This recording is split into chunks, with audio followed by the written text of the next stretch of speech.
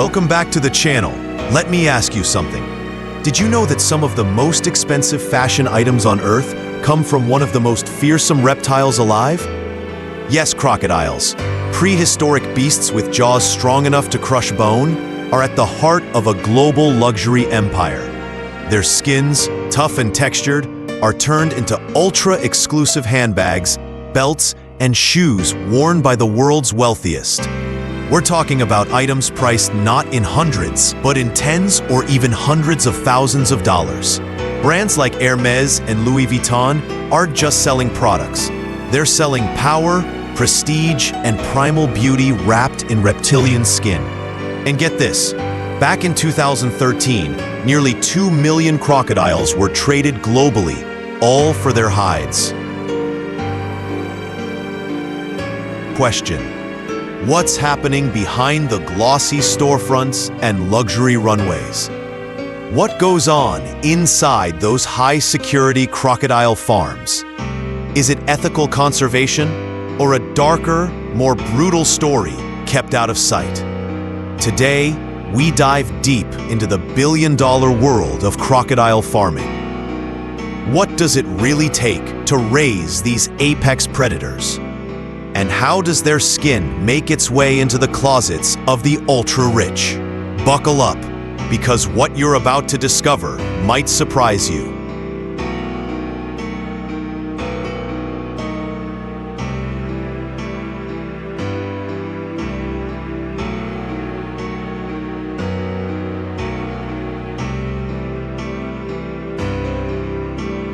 Part 1. Inside the billion-dollar crocodile industry. Crocodile skin isn't just leather, it's luxury. From sleek Hermes Birkin bags to rare Louis Vuitton shoes, this exotic material fuels a high-end fashion frenzy, with single items selling for upwards of $50,000. But behind the elegance lies a gritty, lesser-known empire. Australia dominates this space, supplying over 60% of the world's crocodile skins. Its farms feed the appetites of global fashion giants, where the prized underbelly is harvested for its flawless texture. Yet, what happens to the rest of the reptile? Surprisingly, very little goes to waste. The rugged backs and limbs, once discarded, now find new life, ground into pet food or even plated at upscale restaurants as gourmet meat. But the story doesn't stop at recycling. Beneath the surface of handbags and haute cuisine lies a tangled web of conservation trade-offs, ethical farming questions, and global consumer pressure. This industry isn't just about fashion, it's about how far we're willing to go for luxury, and what's left behind when the spotlight fades. Part 2. The rise of crocodile farming. By the 1960s, crocodiles were vanishing fast. Overhunting and rapid habitat destruction pushed wild populations to the brink, sparking fears of extinction. But instead of fading into history, crocodiles found an unlikely lifeline: farming. In the 1970s, crocodile farms began popping up across regions like Australia, Southeast Asia, and Africa. These weren't your typical farms. They served a dual purpose: protect the species while building a booming industry. The concept was bold but effective. Raise crocodiles in captivity, relieve pressure on wild populations, and harvest high-value products in a controlled, sustainable way. What sets crocodile farming apart is its focus.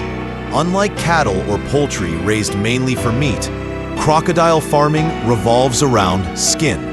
Specifically, the soft, patterned belly skin, a favorite among luxury fashion houses for handbags, boots, and belts. The meat? That's a bonus. It's sold locally or exported, but it's the hide that makes this business tick. This unique model turns conservation into commerce, where the survival of a species aligns with the demand for high-end fashion. In many ways, crocodile farming isn't just about animals. It's about turning a crisis into a multi-million-dollar opportunity.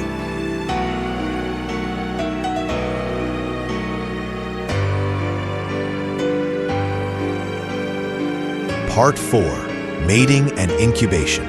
Crocodile breeding is a vital part of the farming process. Female crocodiles typically lay between 20 to 60 eggs, depending on their species, with larger females often producing more eggs. The eggs are laid in specially constructed nests, usually made of natural materials, and carefully monitored by farm workers to ensure the best conditions for the developing embryos. The incubation period for crocodile eggs typically lasts between 9 and 14 weeks, and the exact duration is heavily influenced by species and environmental temperature. The temperature is especially crucial, as it not only determines the success of the incubation, but also affects the sex ratio of the hatchlings. Warmer temperatures generally produce more male crocodiles, while cooler temperatures tend to produce females. Once the eggs hatch, the baby crocodiles are delicate and vulnerable. They are carefully raised in controlled environments where their safety and health are the priority, with farm workers ensuring that they get the right diet and protection from predators or harsh conditions. This careful attention helps ensure that the next generation of crocodiles grows strong and healthy, ready to contribute to the industry in the future.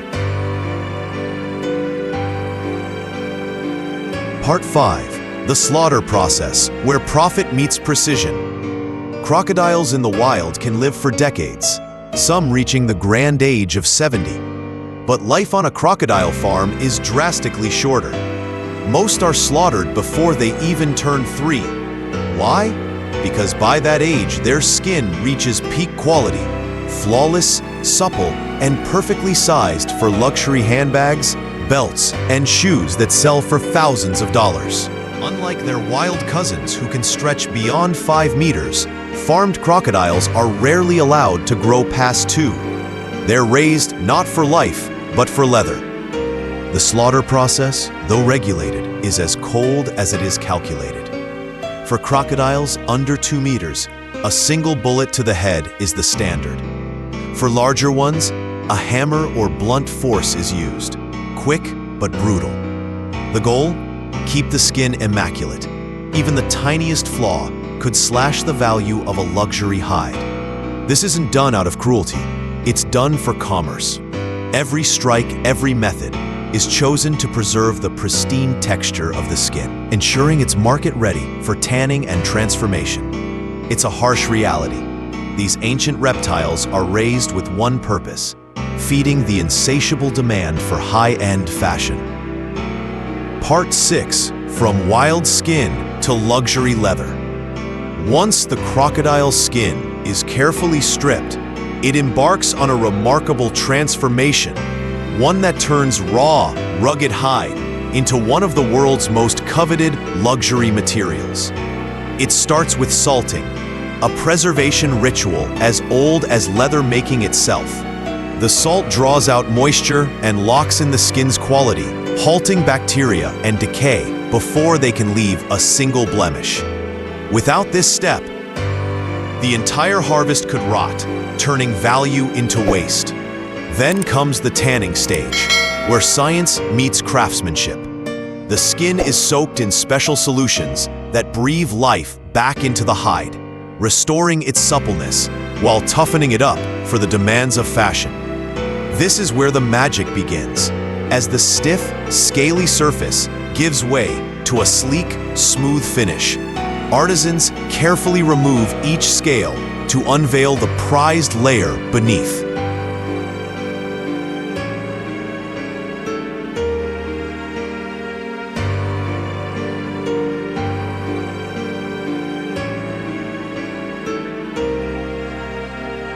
Part 7. Crocodile meat, a bold bite of local flavor. In places like Louisiana, crocodile meat isn't just food, it's a badge of culinary pride. What once seemed exotic has become a celebrated part of Southern cuisine, gracing plates at festivals, family barbecues, and upscale kitchens alike. With its firm yet tender bite and flavor that straddles the line between chicken and seafood, Gator meat surprises even the most skeptical foodies. Locals serve it sizzling in spicy gumbo, crisped golden in deep fryers, or grilled to perfection with Cajun spices that pack a punch. The tail and back fillets, the most prized cuts, are lean yet juicy, soaking in seasonings and holding up beautifully under high heat. Each bite delivers a chewy tenderness that's both familiar and refreshingly different. For adventurous eaters, it's more than just a protein swap. It's an experience. Whether you're digging into crocodile tacos at a street fair or savoring a smoked fillet at a lakeside shack, one thing's for sure. In Louisiana, eating crocodile is part tradition, part thrill, and 100% unforgettable.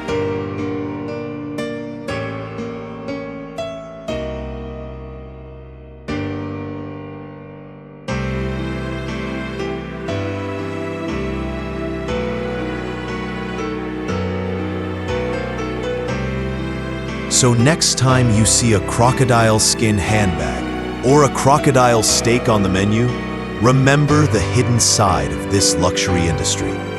Crocodile farming isn't just about fashion. It's about a delicate balance between conservation, commerce, and the realities of animal farming. The next time you come across one of these exotic products, will you see it the same way? Leave your thoughts in the comments below. And don't forget to like and subscribe for more eye-opening content.